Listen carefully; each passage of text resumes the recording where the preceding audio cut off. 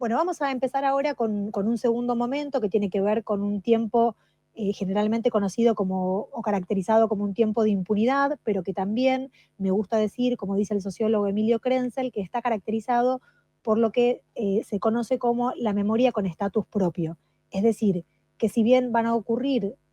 cantidad de políticas vinculadas a lo que se conoce como la impunidad o que generaliza la impunidad, la memoria va a adquirir sobre todo a través de las iniciativas de la sociedad civil un estatus propio, es decir, que va a poder tener una categoría distinta a la que había tenido hasta ese momento. En ese sentido, en términos de la escuela, que es lo que más estamos pensando en este momento, es un momento crucial, porque mientras se produce lo que podíamos pensar como un momento de impunidad a nivel Estado, no generalizado, porque nos vamos a detener en eso, paradójicamente es el momento en el que oficialmente los temas de memoria entran en la escuela a partir del currículum escolar. En ese sentido es muy importante, porque en un momento donde el Estado Nacional y Carlos Saúl Menem va a ingresar, digamos, al Estado con una consigna de política de reconciliación, va a haber algunos gestos del Estado en algunas de sus áreas que van a ir en un sentido contrario y sobre todo lo que va a ocurrir es que la sociedad civil va a manifestarse concretamente en contra de lo que es en lo que son estas políticas de impunidad y le van a dar una mayor fortaleza. También van a ocurrir diferentes cuestiones vinculadas al plano de la cultura que van a tener su peso y en todo lo que tiene que ver fundamentalmente con los 20 años del golpe, es decir, 1996, es un hito muy importante para pensar también en la memoria, no solo en la escuela, sino también a nivel social. En ese sentido, lo primero que hay que señalar en términos de Estado y lo que hace eh, el presidente en ese momento tiene que ver con darle continuidad a lo que había sucedido con las leyes de obediencia de vida y punto final, a partir de más de 200 indultos que va a firmar Carlos Saúl Menem y que van a tener consecuencias bien directas sobre quienes habían sido condenados en los juicios anteriores, ¿no? Eso va a ser muy importante en términos de lo que se conoce también como el Pacto de Olivos, ¿no? En ese acuerdo que Raúl Alfonsín y Carlos Menem sellan respecto de lo que vamos a conocer después como estos indultos, un momento muy complejo para pensar también la vida política, pero en términos de lo que se supone, digamos, los organismos de derechos humanos y lo que se logra a nivel social, tiene su repercusión un poco por las movilizaciones que se generan en contra de esto que estaba ocurriendo, pero a la vez hay un avance importante respecto de lo que sucede concretamente en el terreno de la justicia en estos años, ¿no? En estos años efectivamente se retrocede, en este poquito que se había podido avanzar respecto de los juicios, se va a retroceder un poco. En ese momento también, como para señalarlo como contradicción, por un lado, Menem va a venir con los indultos, con la idea de políticas de reconciliación. Un ejemplo muy interesante es aquello que se propone hacer con la ESMA, ¿no? Como un parque de la reconciliación, que luego no llega a buen puerto, pero hay cantidad de políticas que tienden a ir hacia la idea de que haya efectivamente una reconciliación que la historia muestra no es posible, sobre todo cuando hay un lado que no pide perdón, ni siquiera para pensar o considerar, ¿no? Si es que hubiese lados. Eh, pero también en ese momento el Estado reconoce por primera vez los crímenes de Estado y otorga, entre otras cosas, las indemnizaciones a los familiares de los desaparecidos, ¿no? Entonces es un momento de impunidad, pero es un momento donde también hay un reconocimiento, un primer reconocimiento del Estado a que había cometido crímenes de Estado. Esto no es menor en términos de denominaciones y de política concreta, ¿no? Es algo bien específico. Y luego va a suceder algo en el campo de la cultura, como les decía, alrededor de los 20 años del golpe, que tiene que ver con diferentes iniciativas de conmemoración, pero con creación de archivos, museos, en términos de investigaciones académicas es un momento donde uno puede observar que crece el interés de los investigadores por este tema. Es el comienzo de algunas disposiciones educativas, no solamente las que mencionábamos respecto del currículum, sino las primeras que van a señalar al 24 de marzo como una efeméride educativa, vamos a detenernos un poquito en eso, pero ahí va a haber un avance importante. Va a haber avances también cuando el Estado argentino retrocede respecto de la justicia, va a haber un avance de la justicia internacional que va a poner y que va a plantear algunas cuestiones bien contundentes respecto de que lo que ocurrió en la Argentina efectivamente fue terrorismo de Estado y de juzgar, sobre todo en España, ¿no? En el caso de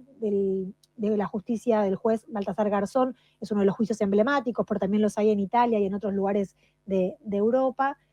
donde hay una presión, digamos, de la justicia internacional sobre Argentina respecto de esto que estaba ocurriendo. Este va a ser un momento también importante en términos de las organizaciones vinculadas a los derechos humanos, a los organismos de derechos humanos, con el surgimiento de la agrupación Hijos en 1995, un hito muy importante respecto de lo que va a traer como novedad para el discurso de los organismos y de lo que ocurre en la sociedad civil. Por un lado, en términos de consignas, esto que estábamos viendo, bueno, cómo se pasa del juicio y castigo a memoria, verdad y justicia. La consigna que va a traer Hijos es: si no hay justicia, hay escrache. Esto es bien importante en términos políticos. Y también respecto de lo que va a traer como una narrativa novedosa, que es pensar, digamos, no solamente esta narrativa más humanitaria, es decir, condenatoria de los crímenes de lesa humanidad sobre las personas desaparecidas, sino también lo que Hijos va a decir en sus escritos, que es reivindicar el espíritu de lucha de sus viejos, ¿no? Es como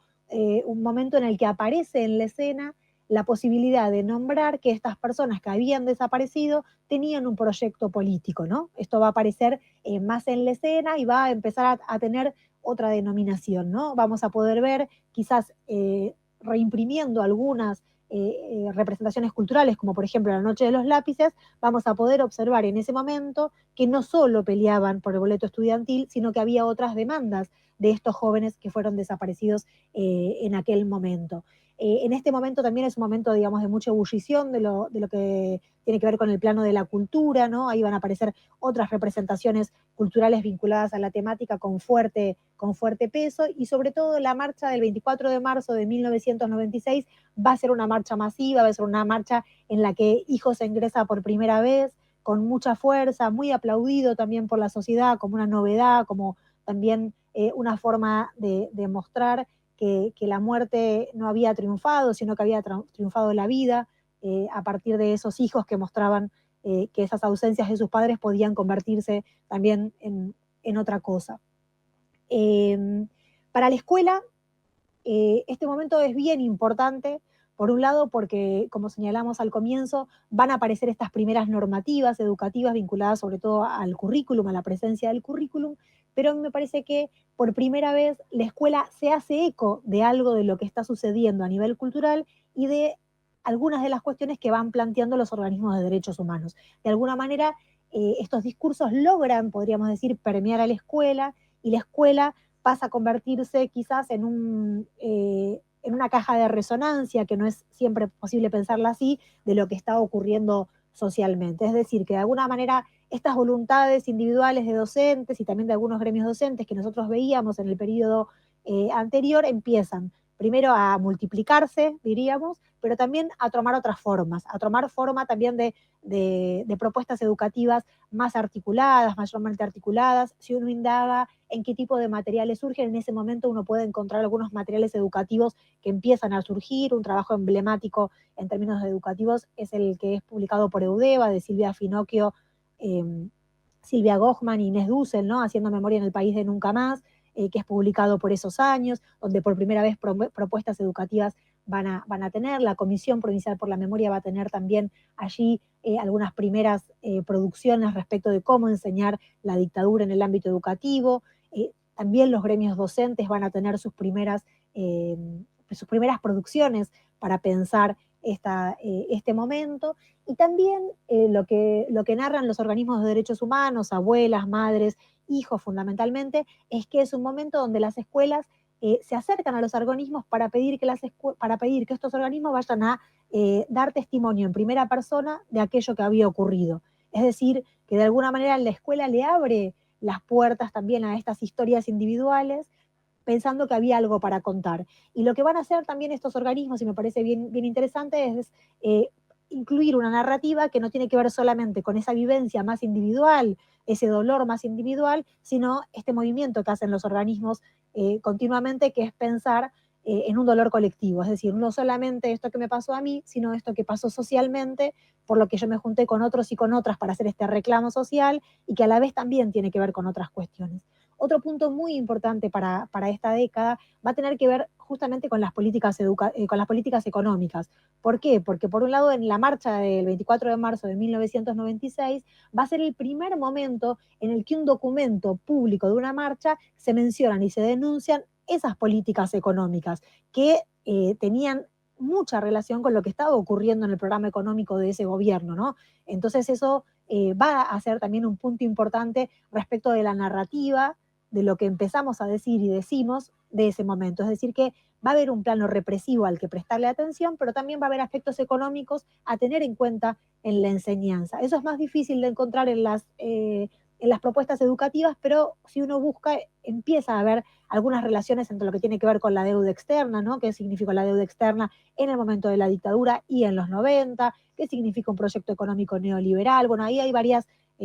puntas, digamos, también para tirar y para pensar.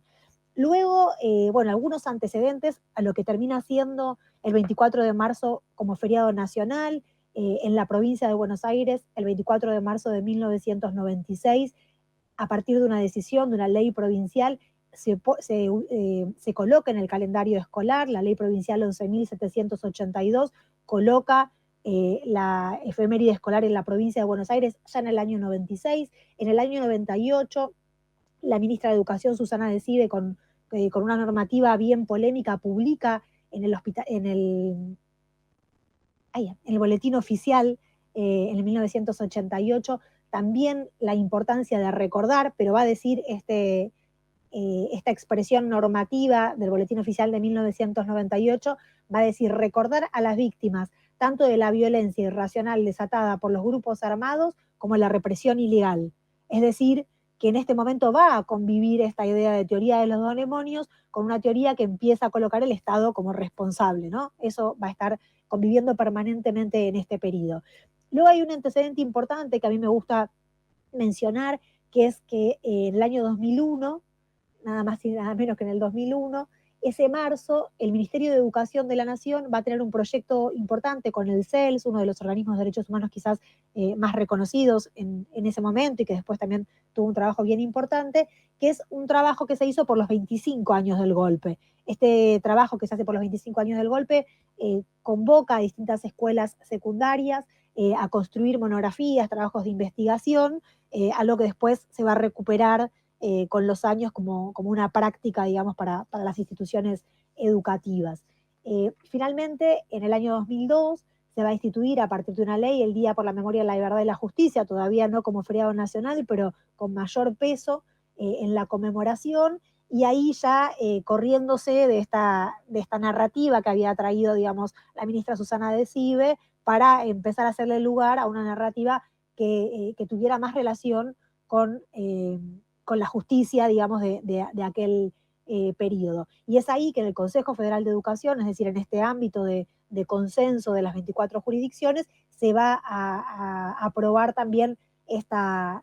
normativa, ¿no? Que va a tener, digamos, como fecha el año 2002 y que después se va a retomar. Este momento también es un momento, digamos, quizás muy cargado, digamos, quizás no tan conocido en algunas expresiones, pero también es muy relevante respecto de lo que ocurre con los textos escolares. Fundamentalmente porque con la incorporación curricular hace que las editoriales empiecen a hacerle más lugar a la enseñanza de estos temas. Pero ustedes piensen que la escuela estaba muy sostenida sobre los manuales escolares,